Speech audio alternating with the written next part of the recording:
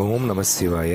కాశీ క్షేత్రంలో చాలామందికి తెలియని మనం చేయగలిగే ఇంకో యాత్ర అష్టభైరవ యాత్ర. శ్రీ కాలభైరవ స్వామి విశ్వనాథుడి ఆజ్ఞతో కాశీ మహాక్షేత్ర రక్షణకై అనేక చోట్ల తన శక్తిని 18 భాగాలుగా విభజించి అవతారాలుగా సృష్టి చేశారు.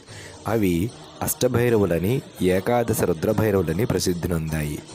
అష్టభైరవుల్లో మొదటివాడు ఈ ఆనంద భైరవుడు లేదా రురు భైరవుడు.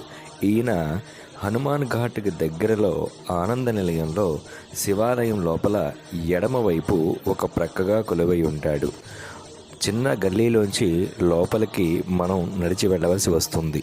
ఈయన్ని దర్శిస్తూ మనం చెప్పవలసిన శ్లోకం రురు భైరవ దేవేశ మమ భీతిం నివారాయ ధైర్యం దేహి సదా అస్మాకం దయాం కురు నమామ్యహం అంటూ ఆయన దర్శనం చేసుకుని మనం రావచ్చు.